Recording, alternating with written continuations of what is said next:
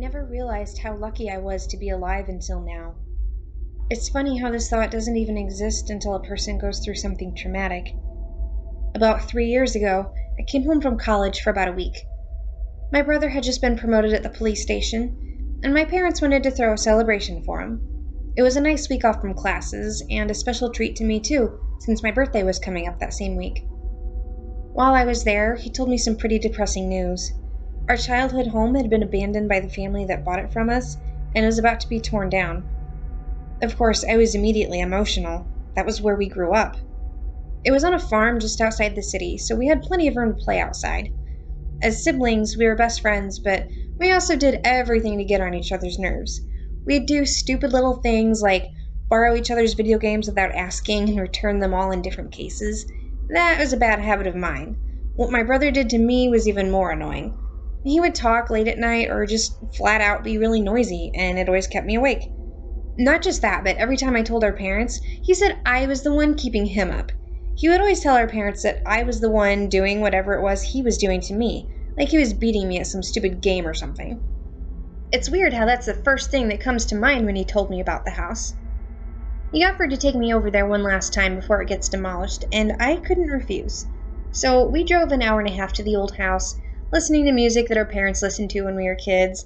We rolled the windows down, and my blonde hair flew everywhere in the wind. It was such a sad sight when we arrived. Not a vehicle in the driveway, save for his truck. Nobody had mowed the lawn in what seemed like months. We looked inside the front window, but couldn't see anything. The door was locked, so we went around the house into the back door. It opened, but was barred from the chain lock inside. So we did what any normal person would do.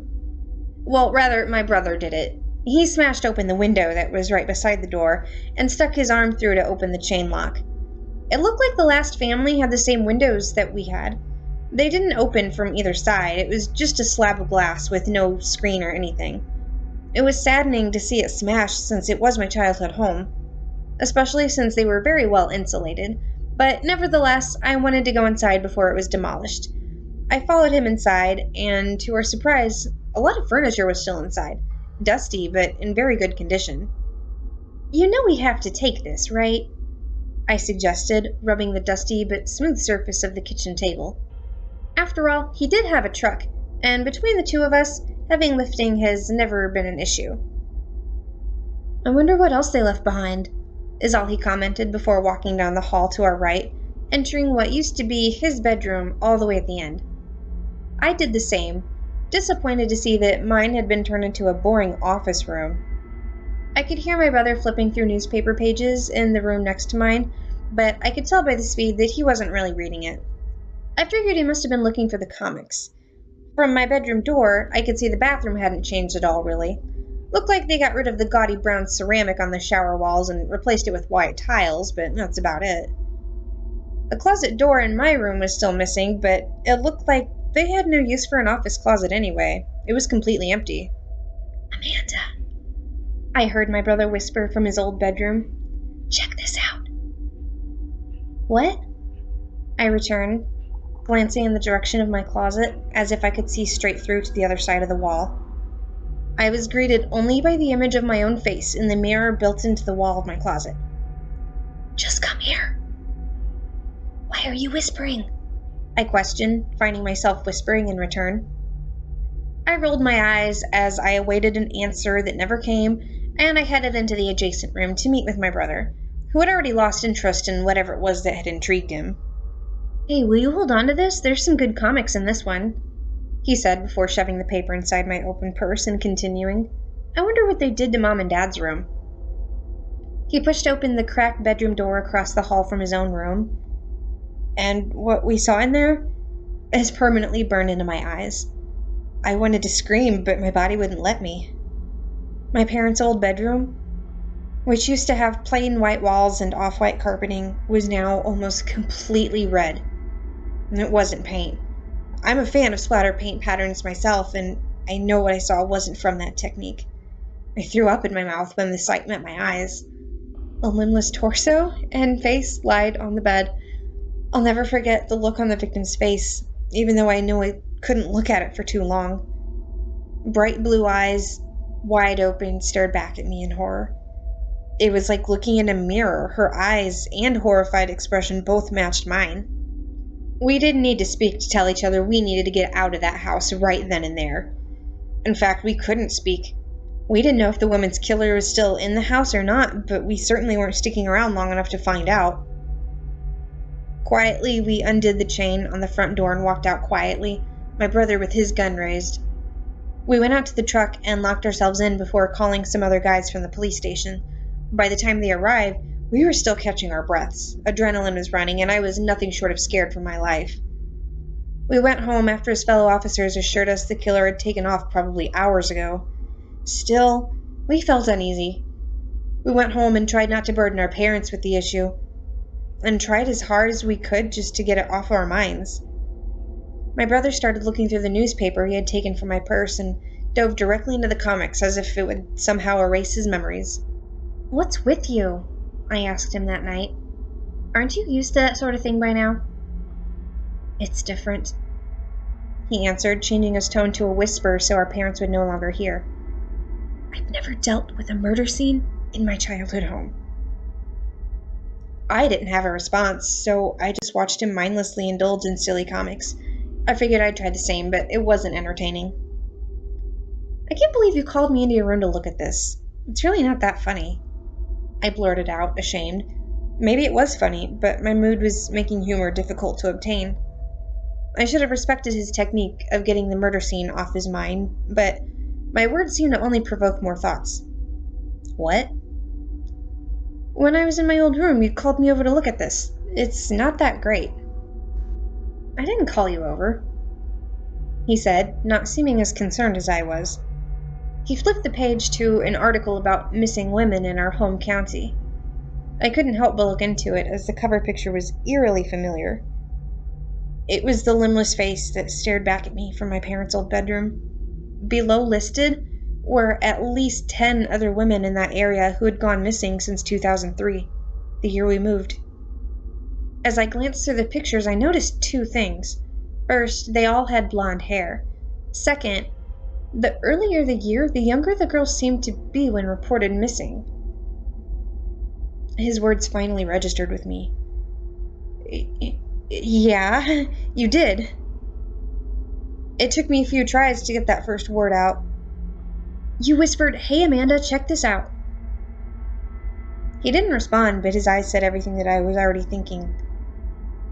"You really didn't say that?" "No," he said with a nervous breath. I felt the hairs on my arms and the back of my neck stand up. I could see the same in him. "What else did you think I said?" "I don't know, just come here after that." "Where were you when you heard this?" "In my old room, by the closet. But it was empty, nobody was in there. I clearly heard it, and you were in the next room, so I thought it was you." "Amanda, it wasn't me," he said sincerely. "I don't know what was going on, but stay away from that house. No matter what anyone else says, you and I both know someone else was in there." "Oh God," I blurted out, ready to vomit.